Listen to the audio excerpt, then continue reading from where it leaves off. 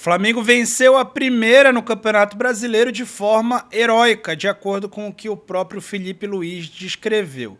Venceu no final, venceu sim com muitos riscos, mas que bom que foi assim. E nesse vídeo eu vou te explicar o porquê que é melhor que tenha sido assim do que se tivesse sido um show de bola ou coisa do tipo. Por aqui, vem comigo falar sobre tática sem tatiquez.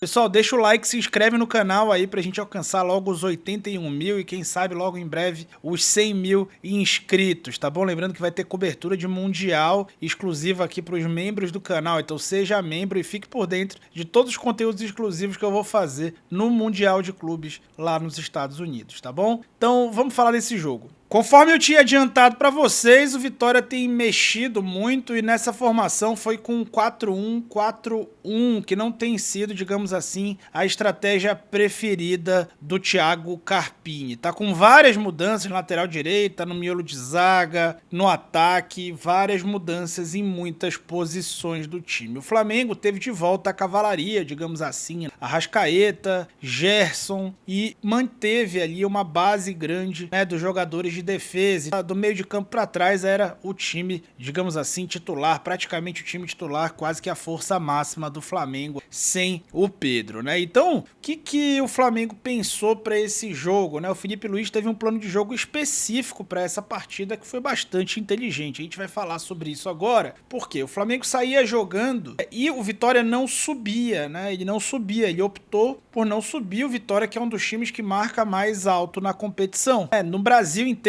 é um dos times que mais marca alto os seus adversários. E contra o Flamengo eles optaram por manter ali o time num bloco mais baixo, né? O Felipe Luiz imaginava isso até pelo último jogo do Vitória, eu falei aqui no vídeo pré-jogo, e acabava que só o Janderson subia para marcar 4, digamos assim, na saída de bola do Flamengo, né? E aí o que ele fez, cara? Na hora eu nem entendi isso direito. O que ele fez? Ele quis espaçar esse bloco, né? O bloco do Vitória, ele tava muito compacto num 4-1-4-1, esse volante que fica, né, o Hiller, que fica no entre as duas linhas de 4, ele é feito para manter o time mais compacto, para varrer ali, digamos assim, o meio dessas linhas, e o Flamengo tinha como plano de jogo atacar o Vitória a partir do entrelinhas, ou seja, com Cebolinha, com Arrascaeta, com o Gerson. E aí como que ele faria para usar esse entrelinhas, né? Então, o que aconteceu? Ele manteve uma saída de 3, tá? Com o Léo Ortiz, o Léo Pereira e o Alexandro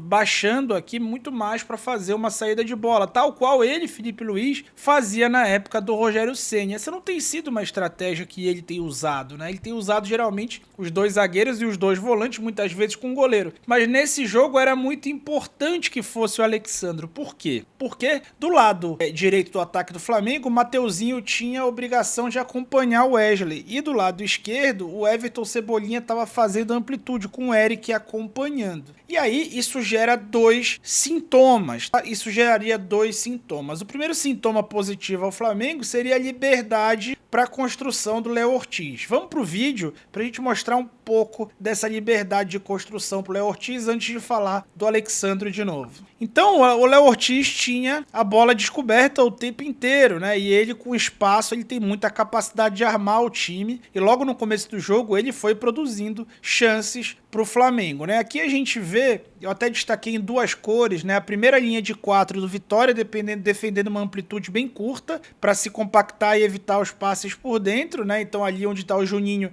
tem uma linha de 4, o quarto jogador está fora da imagem. E a segunda linha seria, digamos assim, quase que uma linha de 6, a linha branca. Então, o que acontecia, né? No caso, uma linha de 5, né? Então acontecia um 4-5-1, aonde os dois pontas ficavam tendo que marcar a amplitude até o final. Então a gente vê o Mateuzinho ali empurrado para trás para marcar o Wesley, e a mesma coisa acontecia do lado oposto na marcação ao Cebolinha. Aqui a gente vê claramente no lançamento do Ortiz para o Cebolinha que o atacante tá ali marcando o Cebolinha, mais precisamente o Eric, que veio do São Paulo, né? E vem aí há poucos jogos no Vitória. E logo, aos 3 minutos, o Flamengo teve a primeira chance clara de gol com o Gerson, que estava muito mais agressivo, muito mais dentro da área, o que é um sintoma também da participação do Arrascaeta. A estrutura do Flamengo é basicamente um 4-4-2, ela não muda quando o Arrascaeta joga. Só que como ele, Arrascaeta, tem mais característica de meia, o Gerson é obrigado a ocupar o espaço no ataque. Então a gente vai ver o Gerson muito mais dentro da área do que, por exemplo, se estiver jogando uma dupla Bruno Henrique e Juninho, ou Plata e Bruno Henrique, etc, tá? Então aqui de novo a gente vai ver o Léo Ortiz com tempo, com espaço, colocando a bola na profundidade pro Wesley, enquanto o Alexandro tá segurando ali, né? E aí o Wesley manda o amigo dele treinar e vai chegar na linha de fundo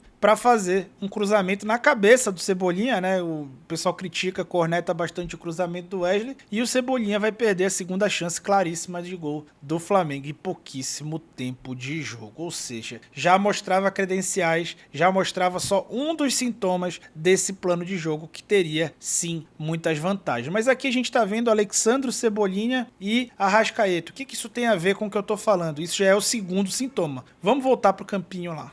Então tá, enquanto o Flamengo joga pela direita, o Flamengo empurra o Mateuzinho para trás e usa a explosão do Wesley na profundidade com a bola descoberta pro Léo Ortiz poder armar o time como armou as duas primeiras chances de gol ali, junto com o Wesley em uma, junto com o Cebolinha em outra, né? Mas e quando o jogo vai pelo lado esquerdo? Pois é, esse foi o lado principal da construção do Flamengo. Por quê? Porque nesse lado, o Alexandro, por ser o lateral, teoricamente ele também é encaixe pro Eric e o De La Cruz e o Pulgar bloqueando ali os volantes, o William Oliveira e o próprio Baralhas. O que acontecia? Enquanto essa bola chegava pro Alexandro, gerava dúvida no Eric, que acabava saindo e deixando o Cebolinha na amplitude ali num 2 contra 1 em cima do Claudinho, muito porque o Lucas Alter e o Zé Marcos estavam presos ali por um pivô mais posicionado, que era o Juninho, tá? Isso agravava a favor do Flamengo, isso ficava mais complicado ainda pro Vitória, porque o Felipe Luiz nesse jogo meio que desvinculou o De La Cruz do Pulgar. Eles normalmente andam alinhados o tempo inteiro. Nesse jogo o De La Cruz teve muito mais liberdade, muitas vezes ele estava até fazendo a amplitude do lado esquerdo, o que fazia uma sobrecarga ainda maior do lado esquerdo, que foi o principal lado de construção do Flamengo. Aqui a gente vê que o Flamengo atacava muito mais pelo lado esquerdo do que pelo lado direito. Todo o resto da história do jogo vai ser contado a partir desse lado. Vamos lá. E a gente vê nessa sobrecarga acontecendo, os jogadores se concentrando ali no corredor central, o Alexandro se limitando a atuar na base da jogada e as chances começando a ser construídas. Aqui de novo a gente vê e a gente já mostra o De La Cruz mais solto, né? Aqui o Gerson tá um pouco mais baixo, mas notem como o De La Cruz tá mais solto e o próprio Gerson tá desalinhado ao Pulgar, muito para empurrar o Baralhas um pouco mais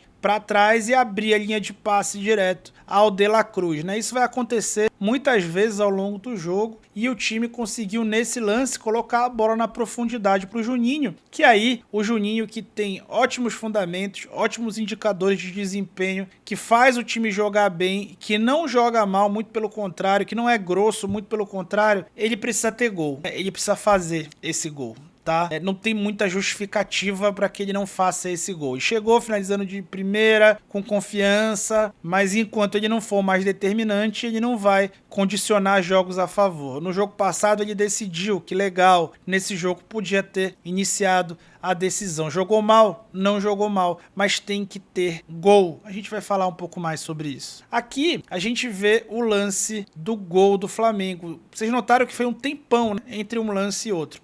Deixa eu voltar para a tela para elaborar um pouco, para daqui a pouco a gente falar do lance do gol do Flamengo, porque tem substituição antes disso. Pessoal, taticamente o Flamengo ele estava muito bem. Como eu mostrei para vocês, ele estava perfeito ali no plano do Felipe Luiz de superar a marcação acirrada que o Vitória tentava fazer, usando o Alexandro preso, tal qual ele, Felipe, jogava com o Rogério Ceni. E aí, com os gols perdidos e o jogo não condicionado, o segundo tempo o jogo já ia ficando arrastado, o Flamengo mantendo o domínio, mas enfrentava um adversário que a cada minuto tinha mais certeza de que não ia tomar gol, né? Então o Flamengo, mesmo superior tecnicamente como já é e taticamente, o time era, de novo, certinho demais, controlador demais, caótico de menos, bonitinho demais, com carência de maior agressividade, de maior poder de improviso. Faltava querer fazer do jeito errado. De novo. Pô, mas como assim fazer do jeito errado? Gente,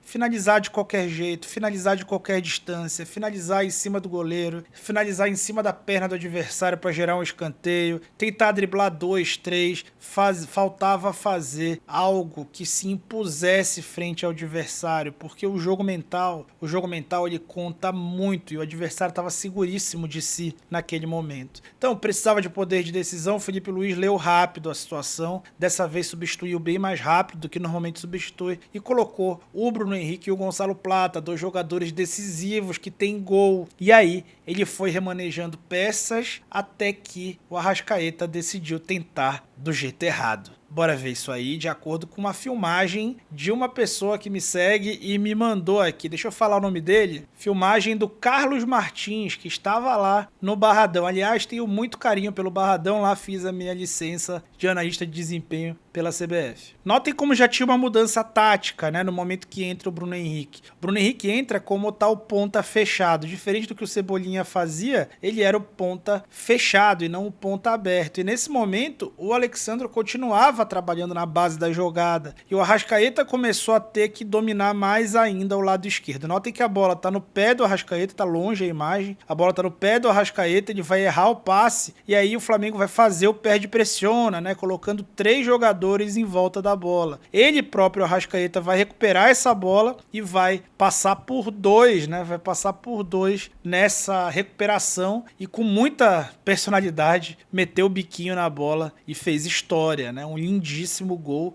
para colocar o Flamengo na frente, o Flamengo que precisava disso, de improviso, de ser mais contundente na frente, de ser mais determinante, né? Depois disso, o Felipe desfez as trocas que tinha feito. Então, vamos lá, você não tem como desfazer uma troca no futebol, você não tem como botar de volta o cara que saiu. Mas o que ele fez? Ele adaptou o time, tirou ali o Arrascaeta, colocou o Michael, e aí ele passou a deixar o time de novo, colocou o Luiz Araújo, né, no lugar do Juninho. Então, centralizou o Bruno Henrique, que estava como ponta fechado ali por pouquíssimo tempo, e voltou para a ideia inicial dele. Ok, tá correto, porque ele queria voltar a ter mais bola, a forçar menos o jogo e tudo mais. E parecia que ia dar muito certo e que o resto do jogo ia ser um solo, digamos assim, da equipe rubro-negra que dominava cada vez mais as ações. Só que futebol é fogo, futebol é incontrolável. Muita gente criticou o Michael ao gol sofrido. O Michael estava marcando ali o lateral do Vitória, não era ele que tinha que estar aí, quem tinha que estar protegendo a frente da área, dói dizer aqui, né? Porque todo mundo sabe o quanto eu sou fã do Gerson. Quem tinha que estar protegendo a frente dessa área era o Gerson, né? Ele era o único que estava livre ali, digamos assim. O Pulgar estava marcando fechar o cruzamento na área. E aí, quando a bola centraliza, o Pulgar vai até tentar sair antes do Gerson. O Gerson estava marcando ali a zona, o território. Na hora que o passe vem para trás, ele precisa sair, né, para poder abafar o lance. Ele não sai, o chute entra. Ironicamente, a bola desvia nele próprio e mata o Rossi, ou seja, a famosa bola bandida, mas uma bola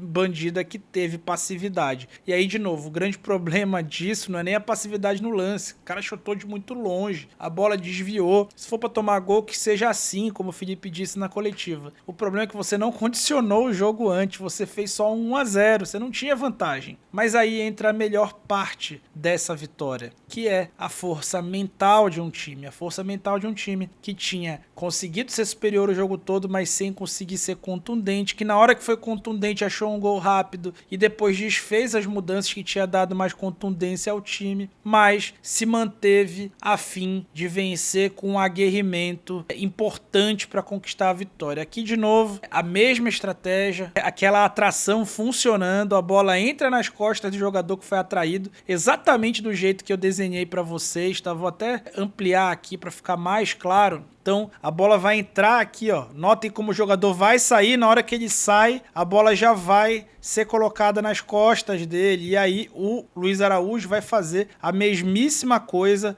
com a bola no espaço, nas costas ali do lateral e depois vai botar para o Bruno Henrique cravar. Uma superioridade estável, um plano tático estável, tecnicamente o time também muito superior, mas a vitória veio a caráter. A vitória veio a caráter ajudar a um elenco novo, que não é mais o 2019, mesmo tendo Felipe Luiz, mesmo tendo Bruno Henrique, mesmo tendo Arrascaeta, a vitória veio a caráter também, para formar caráter. Sim, formar caráter vencedor de uma equipe que ainda precisa vencer mais. E ao que leva a gente a crer, o nível de aguerrimento desse time deve crescer a partir desse tipo de adversidade. Nós estamos falando de 24 horas voadas nos últimos 5 dias, nós estamos falando de 2 vitórias ali com certo drama, uma com atuação ruim, outra com uma ótima atuação, mas as duas igualmente difíceis por circunstâncias tais que ocorrem dentro do campo. Assim vai se forjando um elenco e assim vai se criando uma mentalidade realmente vencedora. E é por isso que foi melhor ter vencido desse jeito, porque às vezes a vitória ensina pouco, mas certas vitórias, elas não só ensinam, como elas moldam,